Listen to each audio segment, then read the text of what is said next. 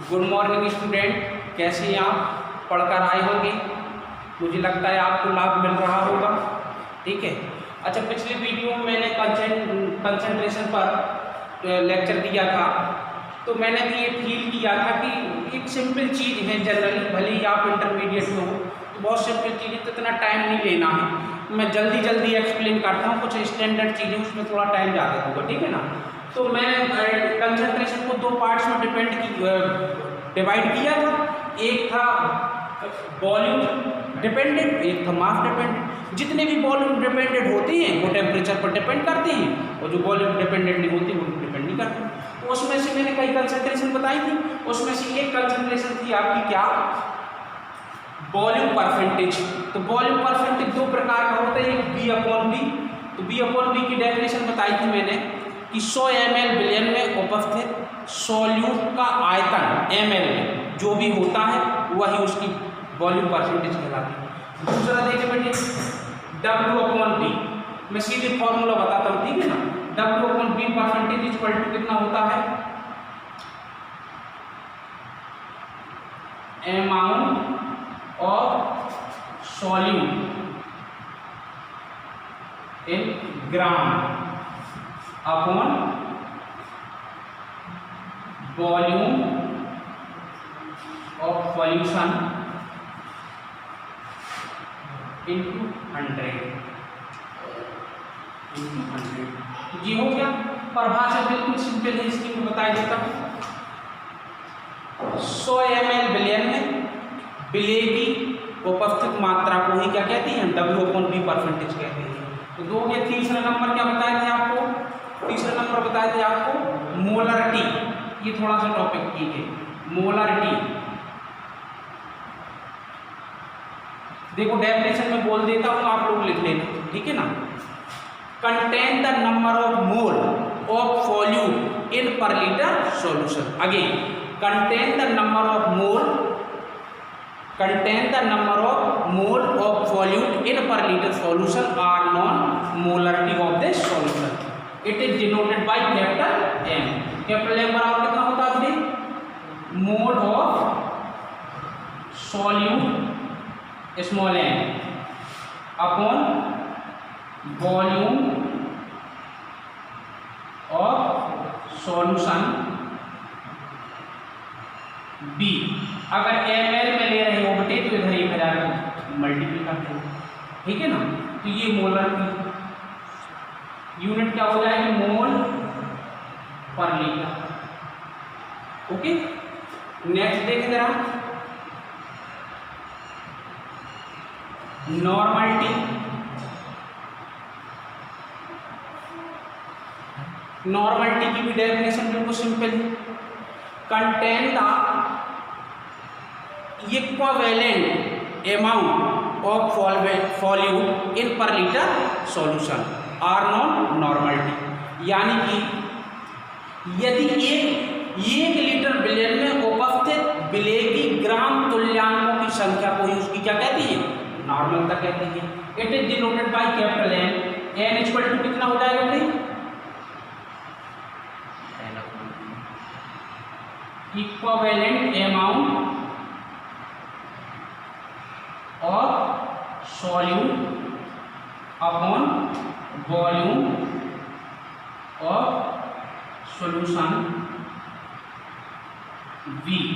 अगर ml में लिए तो ये 1000 का मल्टीपल हो जाएगा, ठीक है ना। 1000 ठीक, इसका यूनिट क्या हो जाएगा, या तो आप SCP लिख दें नॉर्मल, या n बना दिया करें, या फिर लिखें ग्राम इक्विवेलेंट पर लीटर।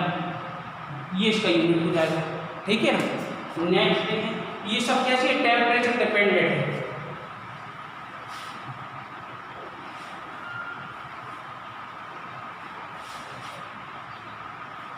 इसको क्या लिख सकते हो तुम, n इक्वल टू तुल्य कितना, W upon E into V गुणा 1000। रियल E क्या है, इक्विवेलेंट वेट ऑफ वॉल्यूम और ये W क्या है? अमाउंट ऑफ सॉल्यूट, ठीक है ना। और V क्या है? वॉल्यूम ऑफ सॉल्यूशन, ठीक है।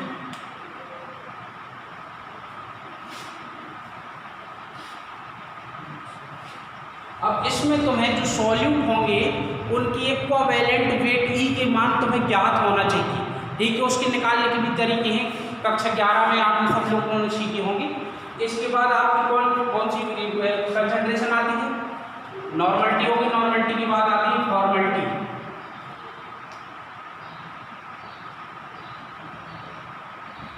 फॉर्मेलिटी L से डिनोट करते हैं और इसमें क्या होता है? बिल्कुल वही फॉर्मूला होता है, N upon W upon M, W observe into V ml में। अच्छा, अभी हम जो सॉल्यूट का मोलर मास लेते थे वो थ्योरेटिकल ले लेते थे, इसमें ऑब्जर्व मास लेना पड़ता है, इसलिए हम ऐसा भी लिख सकते हैं फॉर्मेलिटी F बराबर I इंटू कितना M।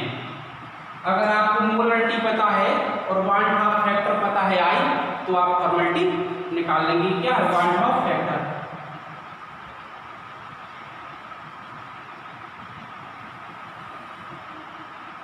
ठीक है, तो ये सब कंसंट्रेशन आप एक और ppm कंसंट्रेशन बची क्या, ठीक है।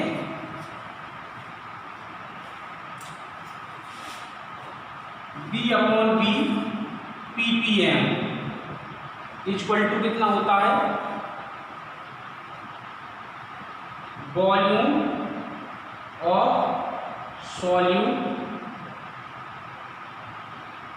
अपॉन वॉल्यूम ऑफ सॉल्यूशन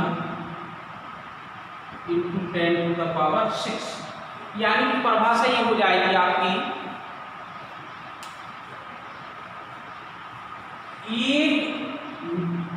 इसका मतलब क्या? पार्ट पर मिलियन, पार्ट पर मिलियन।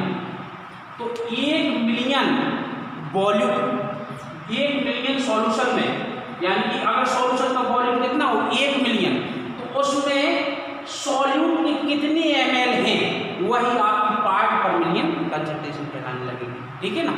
अब आते हैं उस पर। अब मैं केवल डेफिनेशन बता रहा हूँ, फिर इसकी जो है एक्सप्लेन करके सवाल बताऊँ।